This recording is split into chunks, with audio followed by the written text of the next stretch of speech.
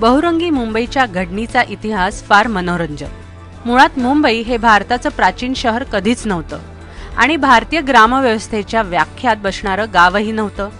काही वस्त्यांमधून व पाड्यांमधून कोळी, भंडारी, आगरी आणि प्रभू समाजाचे लोक राहत होते। कालांतराने इथे पारशी आणि गुजरातमधून आलेले बोहरी मुस्लिम देखील वसू लागले आणि हळूहळू मुंबई घडू लागली।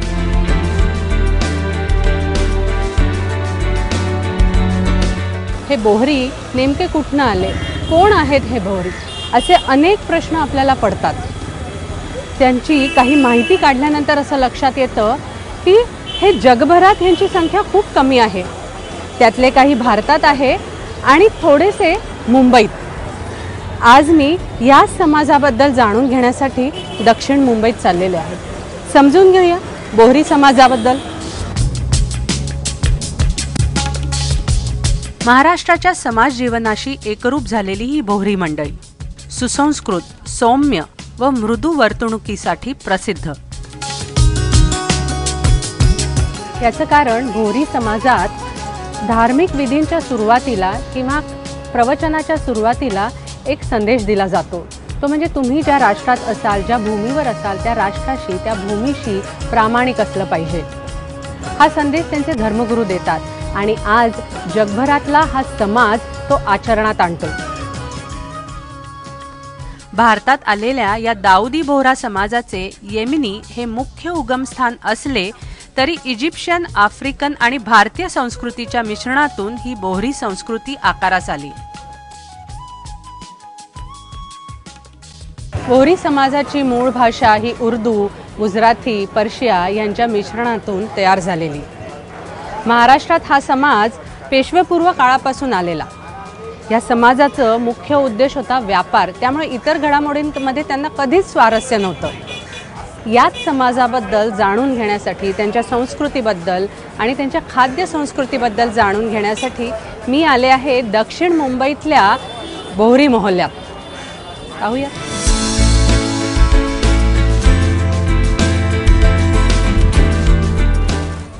मी आत्ता सांगितल्याप्रमाणे या बोहरी मोहल्ल्यात एक प्रसिद्ध असं फरसाणचं दुकान आहे। फिरोज फरसाण त्याचं नाव आहे आणि तिथे काही खास प्रकारची अशी बिर्याणी केली जाते। ती कुठली आहे आपण त्यांच्याकडनं जाणून घेऊया। हे पत्रेल बिर्याणी आहे, त्याला बिर्याणी म्हणतात पण त्याच्यामध्ये राईस नसते।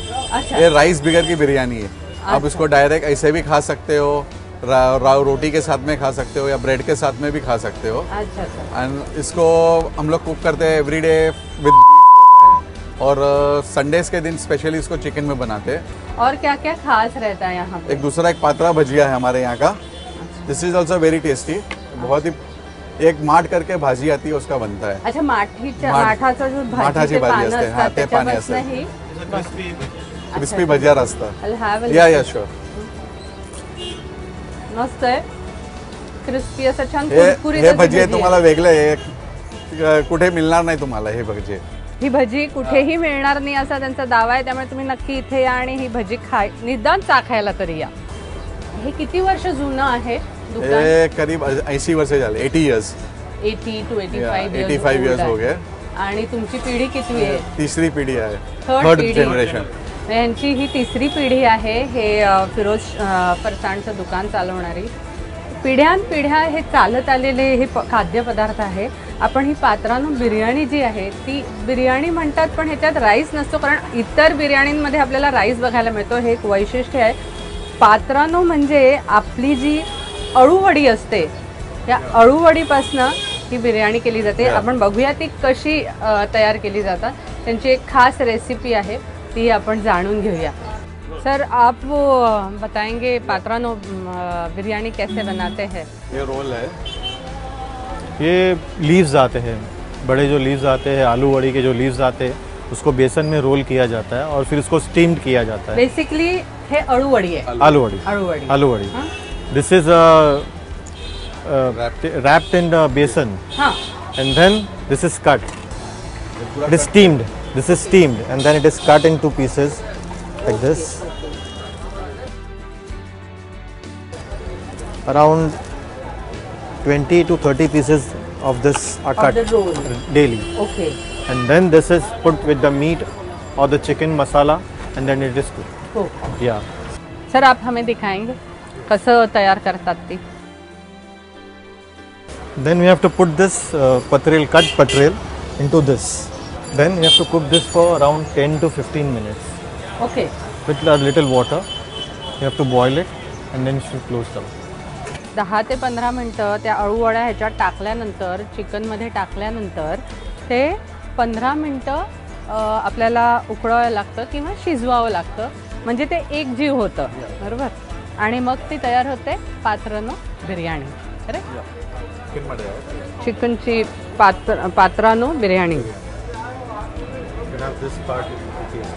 दिस ग्रेव्ही. हा त्यांच्या म्हणण्यानुसार अळूवडी आणि ही ग्रेव्ही ची चव वेगळी आहे आणि ती खाल्ल्याने वेगळे पण त्याच्यातलं जाणवतं. आपण बघूया.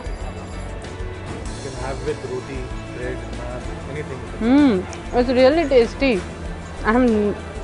मी कुठेच अशी बिर्याणी म्हणजे हा प्रकार खाल्लेला नाही आहे. खरंच छान आहे. त्याच्यात आंबट, तिखट आणि चिकनचा असा तो स्वाद त्याच्यात उतरलेला आहे. खूप छान आहे. पात्रानो बिर्याणी आपण पाहिली. जी खासियत आहे इथल्या फिरोज फरसाणची, त्याच्याशी बरोबर आपण माठाची अगदी कुरकुरीत अशी भजी पाहिली. फिरोज फरसाणमधनं आपण जरा पुढे जाऊया, कारण बोहरी मोहल्ल्यात अनेक अशी वेगवेगळी दुकानं आहेत, खाद्यपदार्थांची दुकानं आहेत. ती आपण जाणून घेऊया. आपण जाऊया तवकल स्वीट्स ह्यांच्याकडे.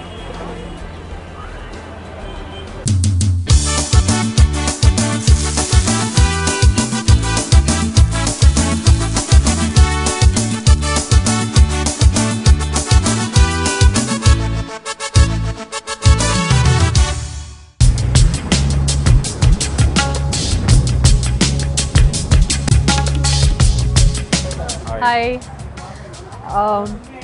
मी आत्ता फिरोज फरसाणमधनं आपण वेगळ्या प्रकारची बिर्याणी पाहिली.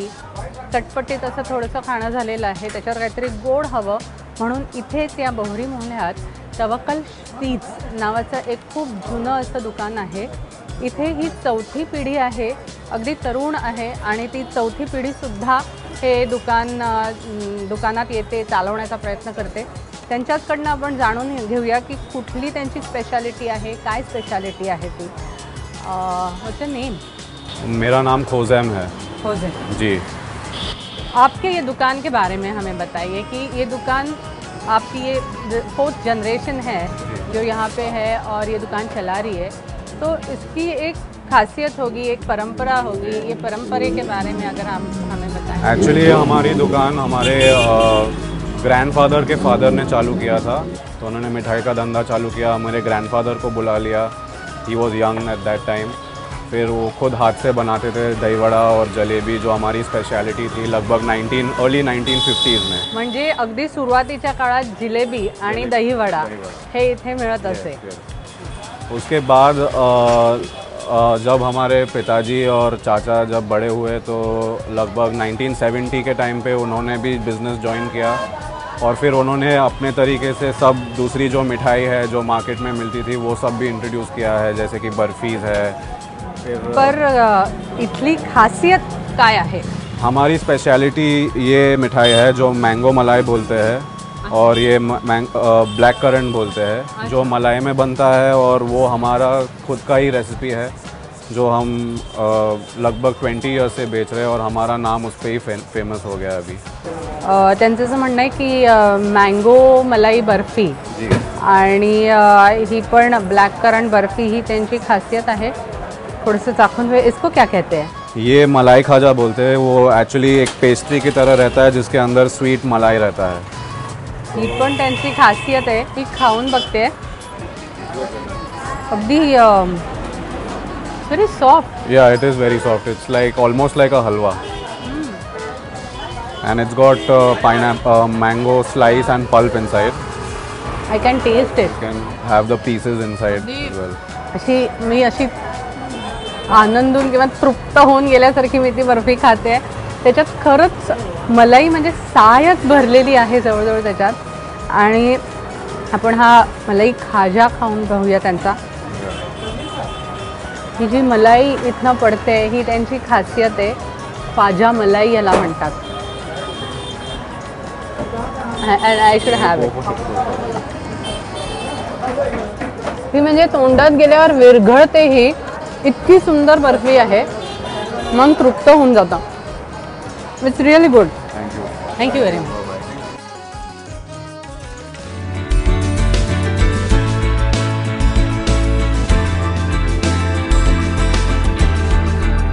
फिरोज फरसाण झालं, तवक्कल स्वीट झालं. आता इथे आहे एक 130 वर्ष जुनं असं ताज आईस्क्रीम. त्या आईस्क्रीमची खासियत खूप आहे, आपण बघूया काय आहे ते.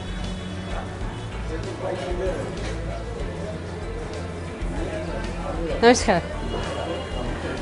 आपके ताज आइसक्रीम की खासियत मैंने बहुत सुनी है. खूप 130 वर्ष जुनं असं हे आईस्क्रीम आहे. त्यामुळे ह्या आईस्क्रीमबद्दल मला विचारायचं आहे. ते कसं बनतात हे तुम्ही आम्हाला दाखवू शकाल का? तुम्ही हाय हाय. आम्ही अंकल हे आम्हाला सांगा कसं करायचं ते. ये पुराने सदियों से जो हमारे यहाँ बनता है ये आइसक्रीम, ये पुराना तरीका है. हाँ. लेकिन ये सबसे बेस्ट वे है. अच्छा. ये इसमें we use only milk, boiled milk, fruit and dry fruits. अच्छा.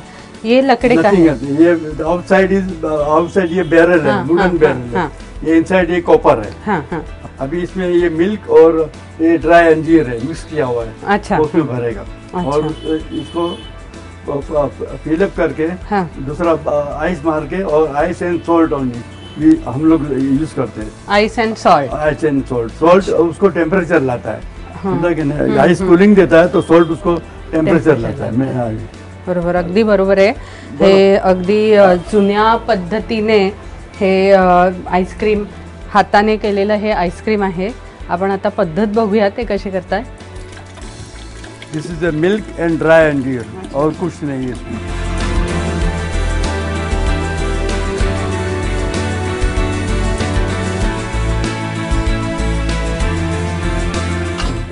आमिर हे ये लगा रहे हैं, तब तक आपको मैं पूछती हूँ कि कौन सी जनरेशन हो जो आप यहाँ पे देख रहे हो. फिफ्थ जनरेशन 1887 में शुरू हुआ था. गुजरात से माय फादर के ग्रेट ग्रैंडफादर आए थे. हाँ. और उन्होंने पहले शुरू किया था. और फर्स्ट फ्लेवर मिक्स फ्रूट था. मिक्स फ्रूट जो फर्स्ट फ्लेवर जो पाइनएप्पल और चीकू का मिक्स होता है, हाँ, वो फर्स्ट फ्लेवर था. एटलीस्ट अभी आधा घंटा और उसको घुमाएगा वो, तब जाके वो आएगा आइसक्रीम. अच्छा. और 3 बार उसको मिक्स करेगा, समझा कि खोल के आधा घंटा घुमा के फिर वापस 10 मिनट्स और वापस 10 मिनट्स. It depends. अगर क्वांटिटी ज़्यादा है तो थोड़ा टाइम ज़्यादा लगेगा. अगर क्वांटिटी कम है, समझो 4-5 किलो है तो वांधा नहीं. विथिन 30 मिनट्स और 40 मिनट्स में आइसक्रीम रेडी हो जाएगी. लेकिन उसको मिक्स करना पड़ता है टाइम टू टाइम.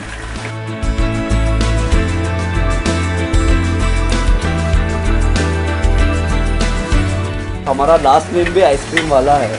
हाँ. सरनेम भी आइसक्रीम. हमारा आमिर आईस्क्रीम वाला, हातिम आईस्क्रीम वाला. हे आईस्क्रीम तयार व्हायला थोडा वेळ लागतोय. त्यांच्याकडे असे अनेक वेगवेगळ्या फ्लेवर्सचे आईस्क्रीम आहेत जे आत्ताच थोड्या वेळापूर्वी तयार केलेले आहेत. त्यातलंच एक तयार झालेलं आईस्क्रीम मी चाखून बघणार आहे. मला थोडंसं आईस्क्रीम चालेल.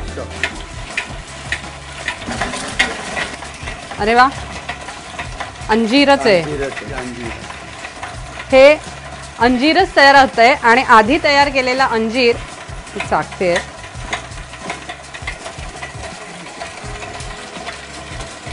लवली. आईस्क्रीम कोणाला नाही आवडत, पण तरीही ह्या आईस्क्रीमचा स्वाद वेगळा आहे. कारण त्यांची एक प्रोसेस आहे.